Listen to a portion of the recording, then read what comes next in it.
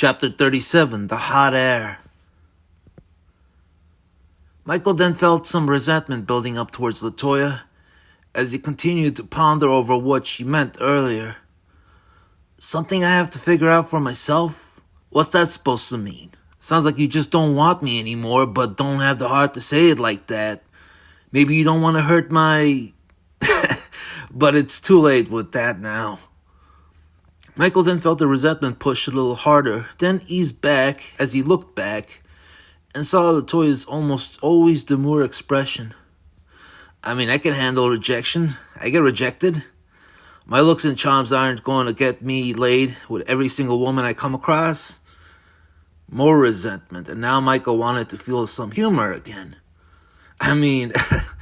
Most of the times when it happens, I can understand what's the deal. I mean, it's true. Most chicks love the bad boy thing since most of them are all soft and sweet and totally not built for this world. What about that florist chick? Was she all soft and fuck that bitch? But anyways, most at least, when they all feminine, all that means is what they want is something that's gonna be all masculine. Since they craving for someone strong to stand by the side. So no nice guy pushover wimpy types like that Juan character, fucking disgraceful. They want someone strong to stand by their side who can also later on turn around and rock their world. Can't be like that Juan character, you just can't. But here's the thing, there's bad boys, and then there's carnivorous apex predators like me. And how are most chicks gonna be able to handle this? Since, I mean, if a cute little bunny rabbit was to fall in love with a T-Rex, where would they build their nest? Most likely in the belly of that T-Rex there, that's for sure. So I can't expect much, and I can understand when women get intimidated by me and decide that that's not why Latoya shut up. So it takes a specific type of missy that's gonna be willing and able to handle all this. Allow me to eat them alive as I do, cause I don't want to just rock their world. Cause what I really want to do is fucking devour them. Cause I ain't human. Thought Michael as he grew sinister smirk on his face. And let's face it, the majority of women are all fragile, even today. Even these post-feminist Amazonian women of the 80s today who are doing aerobics and putting up a facade like they're tough, still, really, they ain't. So, fact of the matter is, I still have to watch how strong I come across. Majority of the time, I have to control my animalistic nature around them so I can come across as human, so not to scare them away.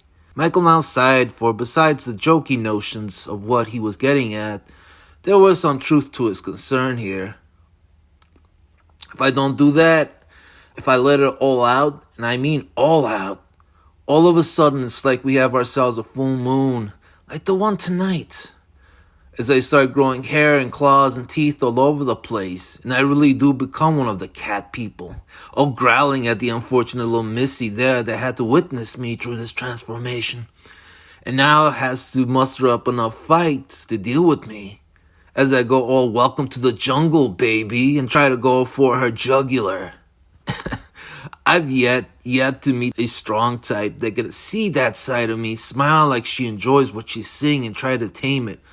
But then Michael thought of her again and how she had been the only one able to do that. When will it stop? Stop thinking about her. Enough with her already. Damn. Plus Aviv managed to do that too, so it's not just her. Michael had a small pause, felt depressed by the whole ordeal, and a little sore realizing how he was now just blowing up his ego to make himself feel better after Latoya's rejection, and then continued. Although Latoya really does sting to have you reject me. It really fucking does. But Michael knew he couldn't let it get to him, inside and out, and he knew that sex, love, and all those forms of relationships were like a tango. That there had to be a give and a receive, a force and an embrace, a yearn and a self-sacrifice. And without those ingredients, he was just going to be wasting his time with the chick. Or simply put, it took two to tango. I want to start fires. I don't want to beat around the fucking bush, play love me or love me not games. I want someone to want me and then want to take it when I give it to them. If there's no want, I'm through. Honestly, I don't know what Latoya's deal is. I feel like she wants me. I feel it. But her words are really not fucking with my head. Is she jealous of what me and Nikki had? Does she think that I don't love Nikki any? Michael then felt like going for his rosary again, but then, fuck, stop going for that. Stop doing that. Me and her are through. With LaToya, Michael had always gotten love from her without any hassle and without any bullshitting games. 90% of the time, she was almost always willing and able to drop to her knees quick and receive the accommodations Michael had in store for her. With my old pocket watch. With it, she used to always fall for it quick. I'd pull it out and begin swinging it back and forth, back and forth, back and forth, and had her hypnotized in a matter of seconds. And when she dropped to her knees, she'd drop. Falling down so quick, used to call her my London Bridge. Still can't stop blowing up my... And that's how Michael used to love it when it came to LaToya, and he knew that's how LaToya loved it too, for LaToya always was the submissive type, but also too submissive.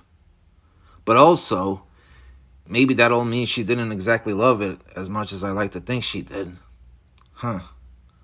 Michael also remembered her abilities in always spotting the truth. Her ability to do that was so good, it was almost uncanny, really. There was just no hiding anything from her. As good as I am. With her? Damn. But for such an ability, there was just one major flaw in her character that always set her back. LaToya was a demure and submissive type, for no matter how good she was in spotting the truth, she would still allow herself to be taken in by all the falsehoods. It was a flaw that Michael had noticed in her a long time ago, and a flaw he had taken advantage of many, many times. But in the end, it was also a flaw that made Michael grow the more sentimental and compassionate towards her, for it was an ugly flaw that made her the more human. But you didn't fall for it this time, though. Although I'm guessing pretty sure if I hadn't fallen apart back there with that whole Nikki questioning, and had pushed it a bit further, I could have had you again drop into your... But Michael then frowned as he realized he didn't like that idea anymore, not one bit. No, I guess if you don't want me anymore, that's all there is to that. Wouldn't want to pressure you into anything you wouldn't want to do. Like I expressed, I believe in that takes two to tango bit. So if you were to get all submissive again and allow me to take you, but deep down you really weren't interested, I'd still just be wasting my time making love to a woman that had no passion for it whatsoever. Like some stupid chick with some stupid guy in some stupid porno. Fuck that passionless shit. I wanted the old touch, and I know for a damn fact I wouldn't be getting any with you if that was the circumstances involved. At least I guess it's nice to see how you're now finally able to stand up for yourself, even if that means brushing me off. Nah, if you could just get away from those nympho fucking pimps, you'd really be better off. Really should find Annabelle again. I mean, during conjugal visits, this one time she flirted up one of the gods into giving away his hat. And when she came to see me, she had it on. She then smiled and giggled at me when she saw how confused I looked.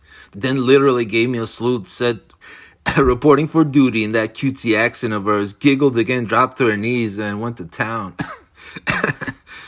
God, she was adorable. God, she was stupid too. God, do I miss her?